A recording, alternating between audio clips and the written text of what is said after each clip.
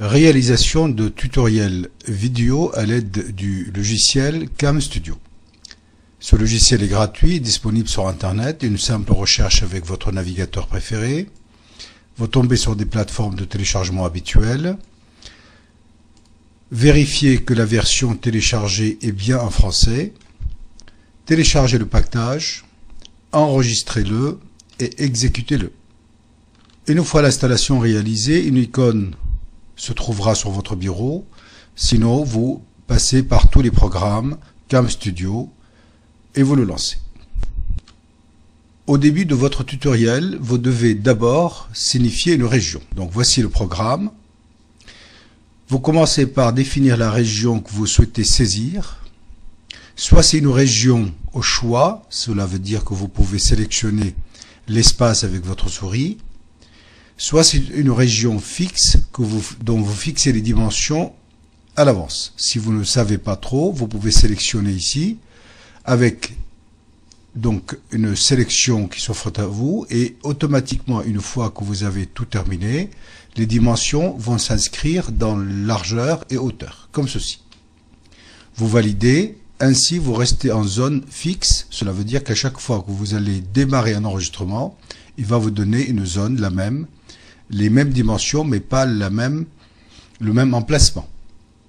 Vous pouvez choisir toujours l'emplacement que vous désirez. Ensuite, ou bien en plein écran. Les options vidéo, notamment, et son, sont par défaut correctes. Donc, si vous ne savez pas trop, vous ne touchez pas et ça devrait aller. Pour en voir quand même le détail, ici vous avez par défaut Microsoft Video 1, c'est largement suffisant. Qualité 70%, c'est suffisant, mais vous pouvez bien entendu augmenter comme diminuer cette qualité-là. Cela va influer sur le poids du fichier que vous enregistrerez à la fin. L'option du curseur est à définir, ça veut dire la flèche. Ici, vous voyez un curseur avec un cercle jaune. Soit vous cachez le curseur, auquel cas on ne le voit plus, soit vous le montrez et vous activez éventuellement le surlignement du curseur afin que vous vous retrouviez comme moi ici avec un cercle jaune. Ici, vous avez la taille, la couleur à choisir ici, ainsi que la forme du curseur. Vous pouvez enregistrer le son à partir d'un microphone, bien entendu il faut en disposer d'un, ou directement depuis les haut-parleurs lorsque vous diffusez une musique d'ambiance, mais dans ce cas-là vous ne parlez pas. Les options audio vont vous donner accès à votre matériel. Ici donc option audio pour le microphone, vous voyez bien ici l'entrée. Si vous ne faites rien encore, c'est largement, par défaut, c'est suffisant. Je vous ai déjà dit ça. Donc je ne le répéterai plus. Ainsi, vous saurez que le logiciel, pour l'utiliser, vous pouvez démarrer tout simplement avec la région, enregistrer le son et les autonotations. On va les voir tout de suite. Activer autopan, cela veut dire tout simplement que la région que vous avez définie va vous suivre à chaque fois que vous déplacez votre souris. Essayez, c'est assez marrant, mais généralement ce n'est pas indispensable. L'option du programme, vous allez cocher minimiser le programme au début de l'enregistrement, sinon vous allez vous retrouver avec ça au début de l'enregistrement, ce qui n'est pas très adéquat. Donc option de programme, vous allez cocher minimiser. Éventuellement enregistrer les réglages au cas où vous faites des réglages donc une fois que le logiciel a démarré. Ensuite, voici quelque chose que vous devez faire obligatoirement. Vous devez ici raccourci clavier. Allez-y paramétrer ces 6 touches. Cela veut dire que là j'ai par exemple, on va faire un essai, j'ai mon index de la main gauche sur la touche F8, ce qui va me permettre de faire une pause et de mettre à l'écran quelque chose. Je vais commencer. Ici, j'ai mis un fichier d'ExeLearning, un logiciel donc.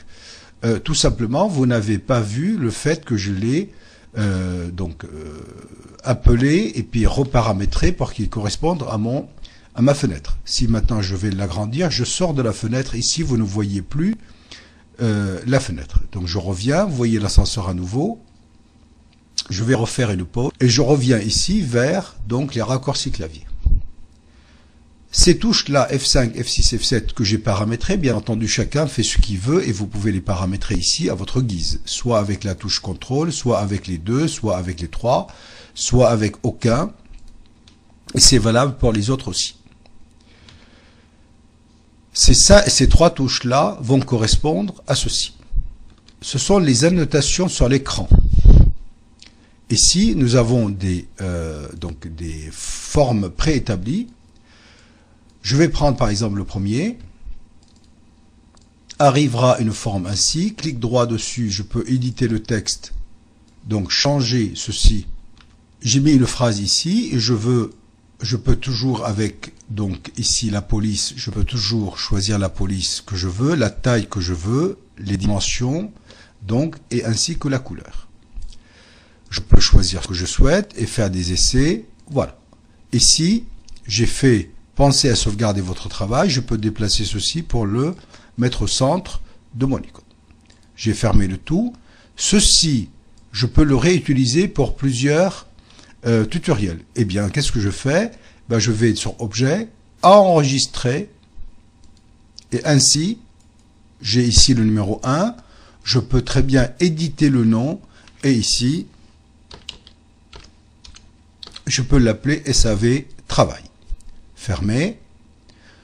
Je peux reprendre une autre forme. Je vais donc ici cacher ceci. Donc je vais cacher. Fermé. Je vais reprendre celui-là au hasard encore. Donc voilà, j'ai ceci. Donc pareil de la même façon, je vais éditer le texte, personnaliser mon bouton. De la même façon, je vais l'enregistrer.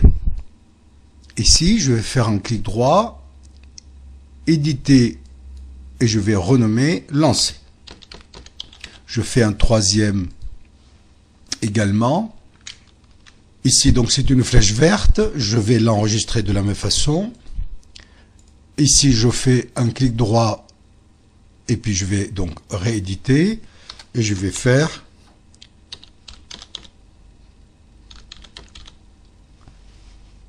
ferme. Donc, ici, dans les annotations sur l'écran, j'ai ici au choix toutes les formes possibles et ici j'ai personnalisé 3 que je vais utiliser en permanence.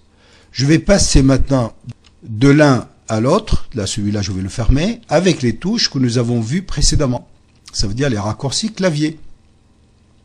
F5, F6 et F7. Donc là je vais appeler avec F5, j'ai appelé le premier. Pensez à sauvegarder. Je vais faire F7, je vais le cacher. F6, je vais rappeler le suivant. Cliquez ici. Il est bien entendu indispensable de faire ça avec le bouton pause pour essayer de le bien positionner ceci au bon endroit. Donc là, on va recommencer juste pour l'essai. Je fais une cliquez ici pour enregistrer. Dans ce cas-là, je pourrais éditer aussi, éditer le texte. Donc, je peux recommencer pour tout simplement finir ma phrase. Eh bien, voilà, fermé. J'ai ici donc mon bouton. Il faut que je réédite le texte pour je descende. Je réduise la taille. Fermé. Cliquez ici pour enregistrer, et ainsi de suite. Donc, encore une fois, si je veux faire cacher ceci, il suffit que j'appuie sur le bouton F7. F7, je ramène, et ainsi de suite. Ensuite, dans les annotations vidéo, faut-il avoir, bien entendu, une webcam ou un caméscope branché? Qu'est-ce que nous avons d'autre dans les options? C'est tout. Outils, voilà. Ici, c'est pour convertir le format AVI, parce que lui, il le fait par défaut au format AVI. au format flash. Ça veut dire qu'il va créer les deux. À part ça, je ne vois pas des choses à vous dire. Donc je résume. Je lance mon logiciel. Je personnalise la région, les raccourcis clavier. Je coche l'enregistrement du son. Je personnalise les annotations à l'écran que je souhaite utiliser le plus, ou pas d'ailleurs. Donc je peux très bien faire une pause et prendre n'importe lequel ici, et puis le recommencer, faire mon tutoriel et enregistrer.